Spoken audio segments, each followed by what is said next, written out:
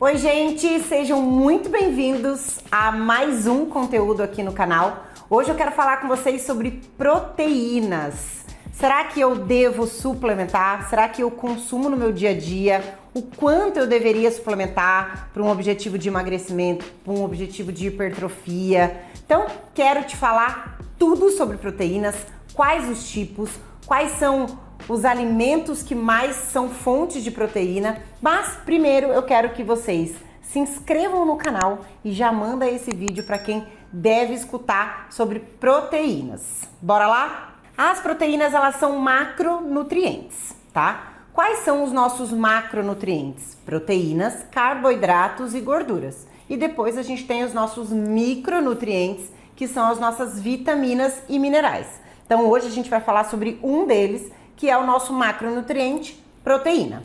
Proteína, ela é mais de digestão lenta para nos gerar energia, para produzir, ser degradada e gerar energia. Diferente do carboidrato, que os carboidratos são fontes de gerar energia um pouco mais rápido. E gorduras é um pouco parecido com as proteínas, que tem uma digestão para se degradar um pouquinho mais lenta e gerar energia. Então, quando a gente fala de digestão lenta, a gente também fala sobre saciedade. E a proteína, ela é considerada o nosso tijolo da construção muscular. Então, é usada como alimentos construtores e vão construir aos poucos a nossa musculatura. Então, ela também melhora a nossa imunidade, a nossa saciedade, a nossa ansiedade e também tem um papel muito importante na nossa construção muscular, recuperação muscular e também manutenção muscular. A quantidade nossa de proteína adequada no dia a dia nos deixa favorecendo essa nossa massa muscular, que com o decorrer da idade, né, da nossa vida, a gente tem a tendência de perder essa musculatura mais facilmente. E quando a gente tem uma quantidade de proteína adequada durante o nosso dia, favorece que a gente mantenha isso com mais qualidade. E quais são os alimentos ricos, né, fontes de proteína? Então, principalmente as nossas fontes de proteína animal, que é frango, carne, ovos e peixe. E se a gente não consegue consumir essas proteínas, ou é vegetariano ou é vegano, a gente faz o uso mais de proteínas vegetais. Então a gente tem leguminosas, então como feijão, grão de bico, lentilha, soja, ervilha. Também temos oleaginosas como castanhas, nozes, amêndoas e também a gente tem alguns legumes como fontes de proteína, mas não são tão fontes, tá? A gente deixa eles em segundo plano para ter uma quantidade realmente de proteína adequada durante o nosso dia a dia. E se a gente não consegue da alimentação consumir a nossa proteína adequada, a gente tem que ter uma suplementação, uma complementação dessa nossa proteína.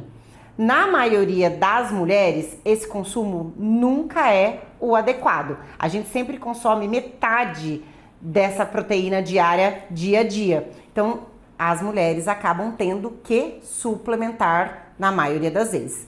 Homens não, conseguem comer mais, ter uma quantidade de proteína, principalmente vindo de carne, frango, peixe e ovos, maior, e aí sim eles atingem melhor essa proteína diária. Mas, dependendo do nosso estado físico, na questão de ser ativo, então atividade física, um treino de musculação, um esporte, aí vai depender da intensidade e do rendimento esportivo que você quer e também de uma hipertrofia, um ganho de musculatura. Aí vai ter que suplementar de qualquer forma, porque é muito difícil a gente atingir essa quantidade, principalmente em esportes de alto rendimento e de hipertrofia.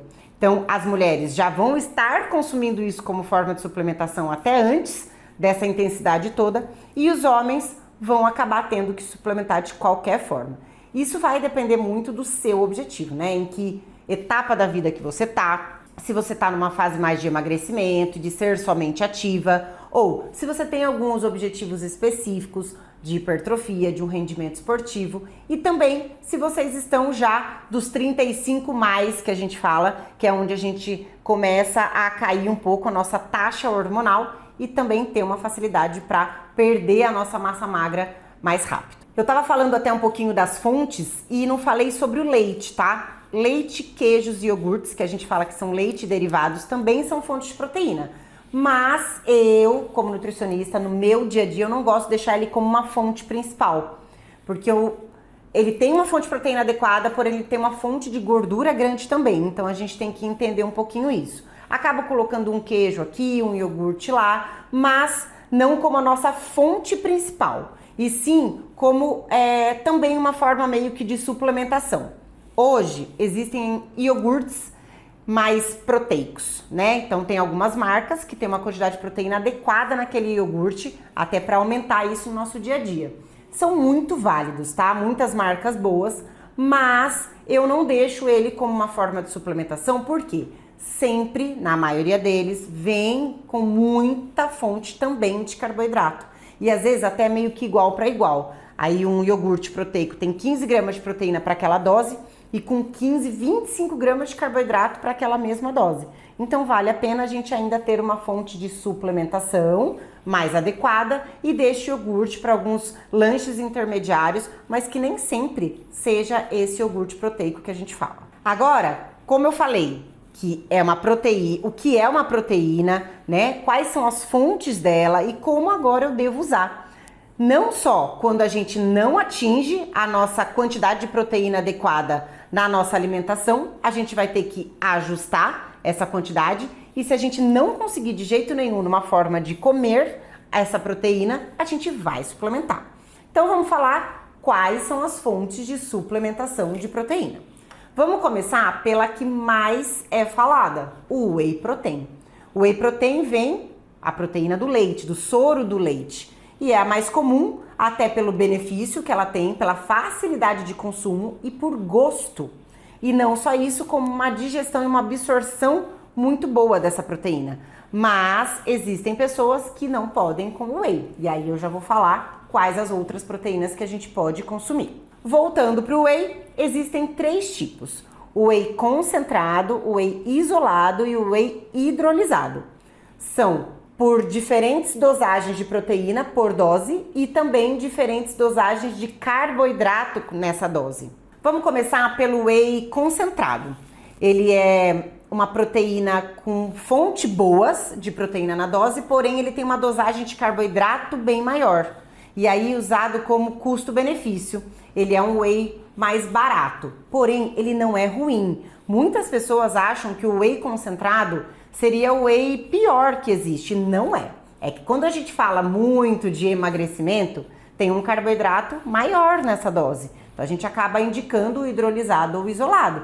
Mas para pessoas que querem alto rendimento esportivo e hipertrofia, ele é super válido. Antigamente, esse whey ele vinha muito somente com dosagem de carboidrato, como maltodestrina, que é um dos carboidratos suplementados mais sujos que a gente brinca, tá? Que é um pouco mais o açúcar.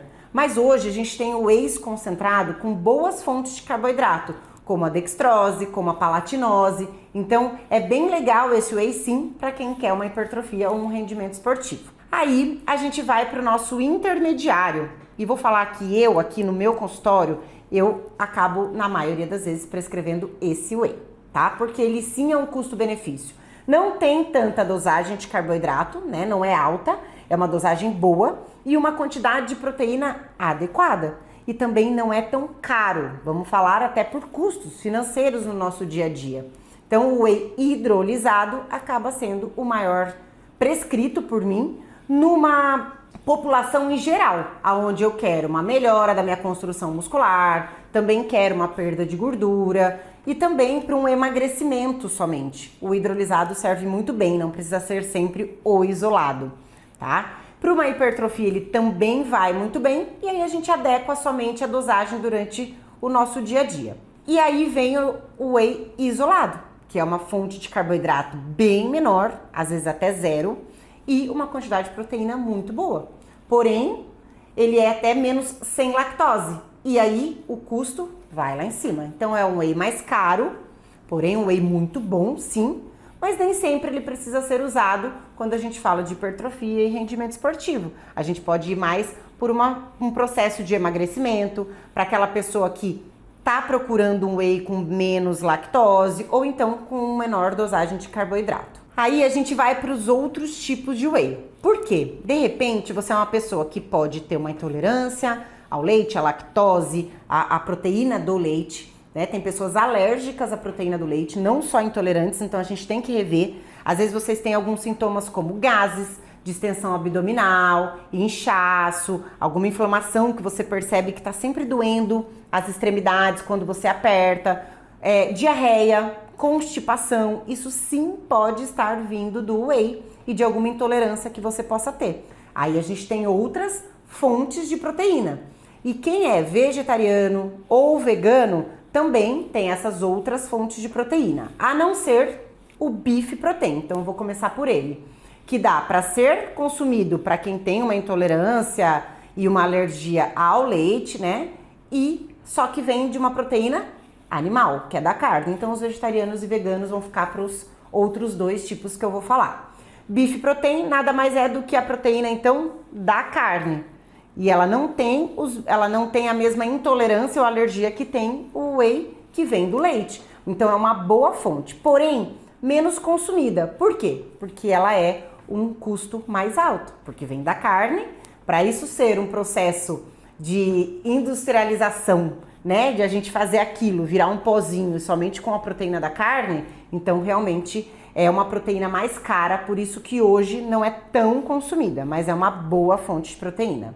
E aí, então, para os vegetarianos e veganos sobram as outras duas proteínas, a proteína vegetal e o body protein, que é a proteína do colágeno. A proteína vegetal, ela vem da ervilha, proteína do arroz, proteína do grão de bico e da soja. Tem uma saciedade muito boa, porque a digestão é mais lenta, quantidade de proteínas adequadas nessa porção, só que ela tem um sabor hoje ainda mais residual. Muitas proteínas vegetais estão melhores no mercado, estão tendo de muitos sabores, antigamente só tinha um sabor mais neutro, mas mesmo assim ela ainda tem um sabor característico mais terroso. Porém, existe boas proteínas aí no mercado para vocês experimentarem e sim, tem quantidades muito boas de proteína por dose. Proteína do colágeno também nada mais é do que para esse tipo de pessoas também, intolerantes ou que não consomem nada de proteína animal. E ela hoje está sendo muito bem falada por não ter nenhum efeito colateral e o gosto está sendo melhor. Ela era neutra, que já não tinha nem gosto nenhum, então podia colocar com qualquer coisa, bater com frutas e tal. E agora tá saindo com muitos sabores novos e muito bem falada e quantidade boa de proteína também por dose. Agora que a gente já falou de todos os tipos de proteína e cada subtipo deles e quem deveria usar, como que eu devo usar no meu dia a dia e o quanto eu devo usar? Né? Então, a proteína ela vai ser usada como forma de suplementação se a gente não atinge a nossa proteína adequada do dia, certo? Se não, é óbvio que a gente sempre vai falar que vocês se alimentem bem, corretamente, com uma alimentação saudável, com boas fontes de proteína durante todo o dia. E se você não atinge, aí você vai para uma suplementação. Aí vai depender muito do quê? Se você não atinge, a gente tem que entender qual é a proteína que ainda te falta para consumir. Ou alguns objetivos específicos, como emagrecimento. Então, vamos pôr aí de 1,0 a 1,6, dependendo da pessoa, gramas de proteína por quilograma de peso deste indivíduo. Isso é por uma forma mais de emagrecimento, se tratando aí de mulher e homem, tá? E para hipertrofia, a gente tem que acabar aumentando essa nossa dosagem de proteína. Então, a gente vai de 1,4 até 2,2 gramas de proteína por quilograma de peso do indivíduo. Aí entramos também em rendimento esportivo. Vamos entender qual é o seu esporte, o que demanda todo esse seu gasto calórico, gasto metabólico daquele esporte específico. E também vamos suplementar muito parecido com hipertrofia, de 1,4 a 2,2 gramas de proteína por quilograma de peso do indivíduo. Só que lembrando, gente, que quando a gente fala de gramas de proteína, não é a grama do alimento. Então, vamos lá, vou dar como exemplo. A gente tem um ovo, 50 gramas do alimento, tem 6 gramas de proteína.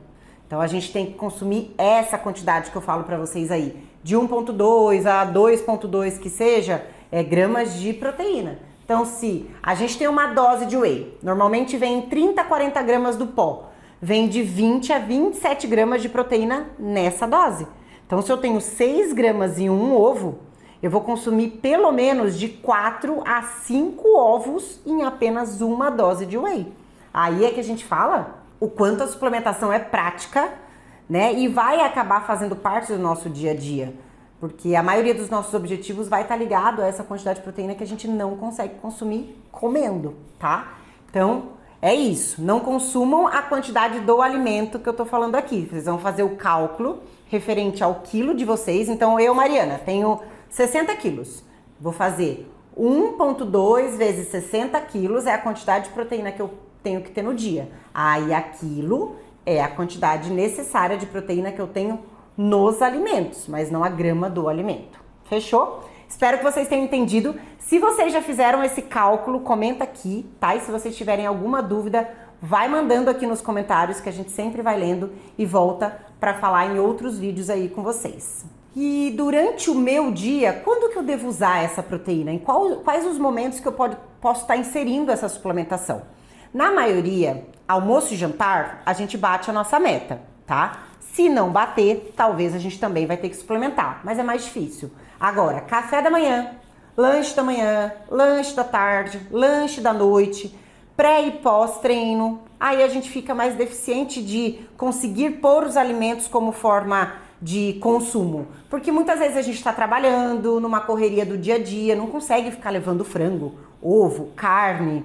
E aí a gente vem para a suplementação. Então, às vezes, bater um whey ou alguma outra proteína com fruta. Então, faz isso no lanche intermediário. Ou no café da manhã, você não consegue ter esses alimentos que eu falei. A gente põe aí meia ou uma dose de whey com uma fruta. Eu posso comer a fruta e tomar a dose. Como eu posso bater tudo junto e só fazer o uso líquido, né? Então, a gente pode inserir principalmente nesses nossos intervalos e café da manhã. E muitas vezes o pós-treino. Dependendo do seu horário de treino, às vezes você treina muito de manhã, pode ser o seu café da manhã realmente o whey, com algo. Você treina no período da tarde para a noite, você pode fazer um pós-treino de whey junto com uma fonte de carboidrato e depois jantar. Ou você treina depois do seu jantar, você pode também fazer como um pós-treino essa proteína junto com uma boa fonte de carboidrato até para você dormir e ter uma recuperação muscular. Certo? Então, concluindo, qual é a melhor proteína para você? Não existe a melhor, existe o para você, referente à sua rotina, o seu objetivo, como que é o seu dia a dia, o seu trabalho, a sua correria, se você atinge a quantidade de proteína diária, e aí a gente vai ver a melhor proteína para se consumir, seja whey, beef protein, body protein, a proteína vegetal e também a dosagem que você precisa consumir no seu dia a dia. Eu espero que eu tenha ajudado vocês a consumir essa proteína diária adequada, calcular e também saber talvez a melhor que seja já para você, tá? Qualquer dúvida, eu vou estar aqui sempre à disposição e mandem sempre os conteúdos que vocês ainda querem ver, porque a gente ainda tem muita coisa boa aqui no canal. Não deixe de curtir, compartilhar e me segue aqui no canal. Até a próxima!